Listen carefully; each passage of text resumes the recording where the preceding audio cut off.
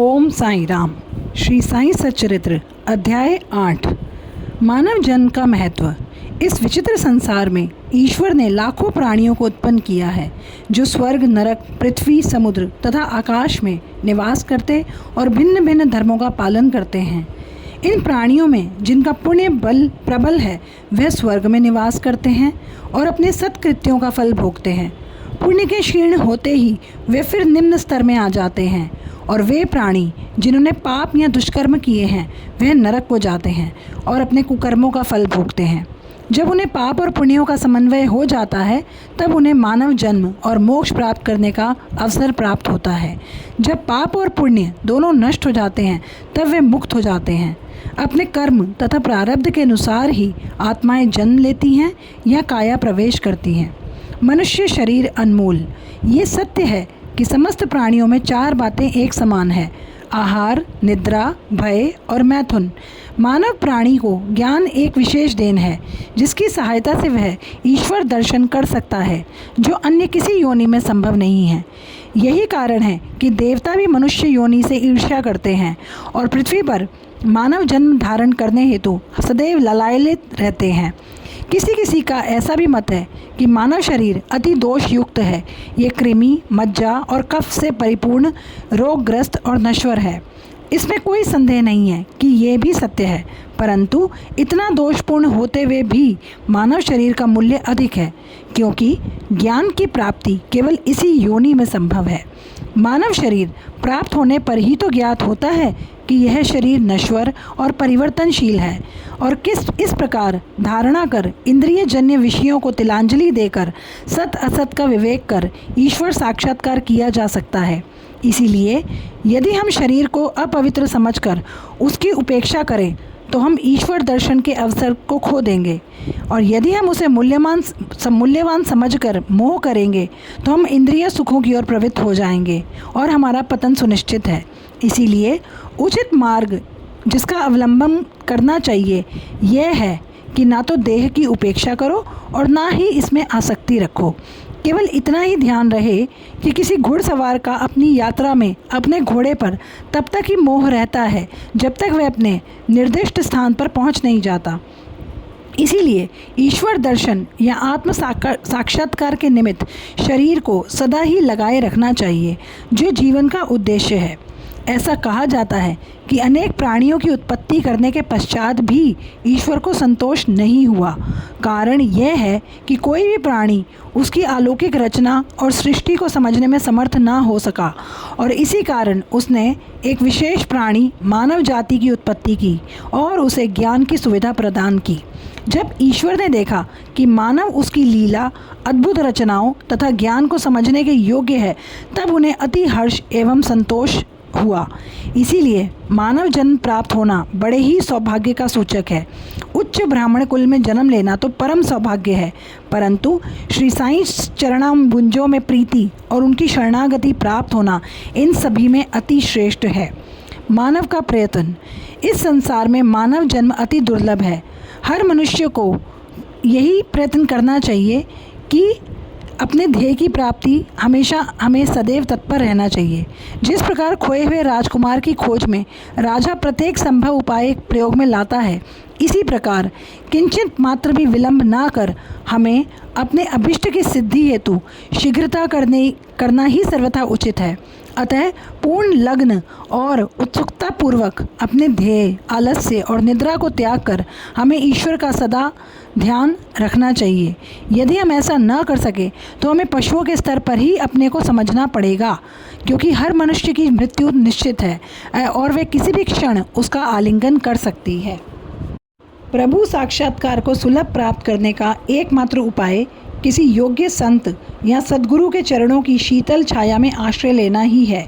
जो लाभ धार्मिक व्याख्यानों के श्रवण करने और धार्मिक ग्रंथों के अध्ययन करने से प्राप्त नहीं हो सकता वह उच्च आत्मज्ञानियों की संगति से सहज ही प्राप्त हो जाता है। जो प्रकाश हमें सूर्य से प्राप्त होता है वैसा विश्व के समस्त तारे भी मिल जाएं तो नहीं दे सकते। इसी प्रकार जिस आध्यात्मिक ज्ञान की उपलब्धि हमें सद्गुरु की कृपा से हो सकती है वह ग्रंथों उपदेशों से नहीं। उनकी प्रत्येक गतिविधि, मृदु भाषण, उपदेश, क्षमाशीलता, स्थिरता, वैराग्य, दान, परोपकारिता, मानव शरीर पर नियंत्रण, अहंकार शून्यता आदि गुण जिस प्रकार भी वे इस पवित्र मंगल विभूति द्वारा व्यवहार में आते हैं, सत्संग द्वारा भक्त लोगों को उसके प्रत्यक्ष दर्शन होते हैं। इससे मस्तिष्क की जागृति और आध्यात्मिक उन्नति होती है। श्री साईं बाबा इसी प्रकार के एक संत या सद्गुरु थे।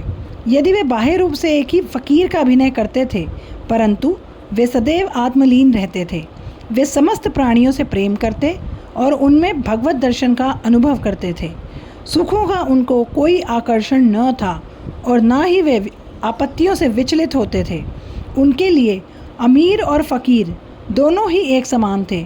जिनकी केवल कृपा से भिखारी भी राजा बन सकता था, वे शिरडी में द्वार द्वार घूमकर भिक्षा उपार्जन किया करते थे। बाबा की भिक्षावृत्ति। शिरडी वासियों के भाग्य की कौन कल्पना कर सकता है कि जिनके द्वार पर परब्रह्म भिक्षुक के रूप में खड़े होकर पुकारा करते थे, ओ माई, एक रोटी का टुकड़ा मिले, और उसे प्राप्त करने के बाद अपना हाथ फैलाते थे। एक हाथ में सदा टमरेल और दूसरे हाथ में झोली लिए रहते थे।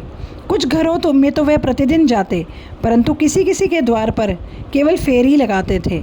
वे साग, दूध, छाछ आदि पदार्थ तो टिन पाट में लेते और भात और रोटी झोली में डाल लेते थे। जिव्या का उन्हें कोई स्वाद नहीं था, वह उन्होंने अपने वश में कर रखी थी। उन्हें जो कुछ भी भिक्षा में मिलता, वे मिश्रित करके संतोषपूर्वक ग्रहण करते थे। वे केवल मध्याह्न तक ही भिक्षा उपार्जन करते थे। ये कार्य भी बहुत अनियमित था। किसी दिन तो वह छोटी सी फेरी लगाते और किसी दिन 12 बजे तक। वे एकत्रित भोजन एक कुंडी में डाल देते, जहाँ कुत्ते, बिल्लियाँ, कौवे भोजन करते थे। बाबा ने उन्हें कभी भी नहीं भगाया। एक स्त्री भी जो मस्जिद में झाड़ू लगाया करती थी, रोटी के 10-12 टुकड़े उठाकर अपने घर ले जाती थी। जिन्होंने स्वप्न में भी बिल्लियों और कुत्तों को कभी नहीं धुतकारा, वे भला निसहाय गरीबों को कैसे रोकते। ऐसे महान पुरुष का जीवन धन्य है। शिरडी वासी तो पहले उन्हें केवल एक पागल समझते थे और वे शिरडी में इसी नाम से विख्यात थे। परंतु ये तो उदार, हृदय त्यागी और धर्मात्मा थे। यद्यपि वे बाहर से चंचल और अशांत प्रतीत होते थे, परंतु अंतःकरण से दृढ़ और गंभीर थे। उनका मार्ग गहन और गूढ़ था। फिर भी ग्राम में कुछ ऐसे श्रद्धावान और सौभाग्यशाली व्यक्ति थे जिन्होंने उन्हें पहचान कर एक महान पुरुष माना। बाईजाबाई की सेवा। तात्या कोते की माता, जिनका नाम बाईजाबाई था, दोपहर के समय एक टोकरी में रोटी और भाजी लेकर जंगल जाया करती थी। वे जंगल में कोसों दूर जाती और बाबा को ढूंढकर उनके चरण पकड़ती थी। बाबा तो शांत और ध्यान मग्न बैठे रहते थे। वे एक पत्तल बिछाकर उस पर सब प्रकार के व्यंजन, रोटी, साग आदि परोसती और बाबा से भोजन करने का आग्रह करती। उनकी सेवा और श्रद्धा की रीति बड़ी ही विलक्षण थी। प्रतिदिन दोपहर को जंगल में बाबा को ढूंढना और भोजन के लिए आग्रह करना। उनकी इस सेवा और उपासना की स्मृति बाबा को अपने अंतिम क्षणों तक बनी रही। उनकी सेवा का ध्यान कर बाबा ने उनके पुत्र को बहुत लाभ पहुंचाया। माँ और बेटे दोनों ही फ़कीर पर दृढ़ निष्ठा रखते थे। उन्होंने बाबा को सदैव ईश्वर के समान पूजा। बाबा ने उनसे कभी कभी कहा करते थे कि फ़कीरी सच्ची अमीरी है। जिसे अमीरी के नाम से पुकारा जाता है, वह शीघ्र ही लुप्त हो जाने वाली है। कुछ वर्षों के बाद बाबा ने जंगल में विचरना त्याग दिया। वे गांव में ही रहने लगे और मस्जिद में भोजन करने लगे। इस प्रकार बाईजाबाई को भी उन्हें जंगल में ढूंढने का कष्ट नहीं उठाना पड़ता था। तीनों का शयन कक्ष। वे संत पुरुष धन्य हैं जिनके हृदय में बाबा वासुदेव सदैव वास करते हैं। वे भक्त भी भाग्यशाली हैं जिन्हें उनका सानिध्य प्राप्त होता है। ऐसे ही दो भाग्यशाली भक्त थे, तात्या कोते पाटिल और महल सापती जी। दोनों ने बाबा के सानिध्य का सदैव पूर्ण लाभ उठाया। बाबा दोनों पर एक समान प्रेम रखते थे। ये तीनों मस्जिद में अपने सिर पूर्व, पश्चिम और उत्तर की ओर करते और केंद्र में एक दूसरे के पैरों से पैर मिलाकर शयन किया करते थे। बिस्तर में लेटे लेटे ही वे आधी रात तक वार्तालाप करते और इधर उधर की चर्चा करते। यदि किसी को भी निद्रा आने लगती तो दूसरा उसे जगा देता। यदि तात्या खर्राटे लेने लगते तो बाबा शीघ्र ही उठकर उसे हिलाते और सिर पकड़कर ज़ोर से दबाते। यदि माल सापती हुए तो उन्हें भी अपनी ओर खींचते और पैरों पर धक्का देकर पीठ थपथपाते थे। इस प्रकार तात्या ने 14 वर्षों तक अपने माता पिता को गृह ही पर छोड़कर बाबा के प्रेमवश मंदिर में निवास किया।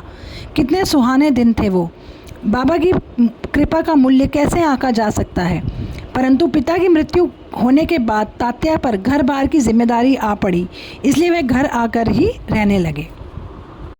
रहाता निवासी खुशाल चंद। शिरडी के गणपत तात्या कोते को बाबा बहुत ही चाहते थे। वे रहाता के मारवाड़ी सेठ श्री चंद्रभान को भी बहुत प्यार करते थे। सेठ जी का देहांत होने के बाद बाबा उसके भतीजे खुशाल चंद को भी अधिक प्रेम करते थे। वे उनके कल्याण की दिन रात चिंता करते थे।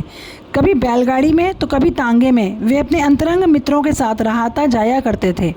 ग्रामवासी बाबा के गांव के फाटक पर आते ही उनका स्वागत करते और उन्हें प्रणाम कर बड़ी धूमधाम से गांव में ले जाते थे। खुशाल चंद बाबा को अपने घर ले जाते और कोमल आसन पर बिठाकर सुस्वाद भोजन कराते थे और आनंद और प्रसन्न चित्त से कुछ देर तक वार्तालाप करते थे। फिर बाबा सबको आनंदित कर आशीर्वाद देकर शिरडी वापस लौट जाते थे। एक और रहाता, दूसरी ओर नीम गांव, इन दोनों गांवों में के बीच में शिरडी। बाबा अपने जीवन काल में कभी भी इन सीमाओं के पार नहीं गए। उन्होंने कभी रेलगाड़ी नहीं देखी और ना ही उसमें प्रवास किया, परंतु फिर भी उन्हें सब गाड़ियों के आवागमन का समय ठीक ठीक ज्ञात रहता था। जो भक्तगण बाबा से लौटने की अनुमति मांगते और आदेशानुकूल चलते, वे कुशल पूर्वक घर पहुंच जाते। परंतु इसके विपरीत जो बाबा की अवज्ञा करते, उन्हें दुर्भाग्य और दुर्घटनाओं का सामना करना पड़ता था। अध्याय 8 समाप्त। श्री सद्गुरु साईनाथार्पणमस्तु। शुभम भवतु। ओम साई राम।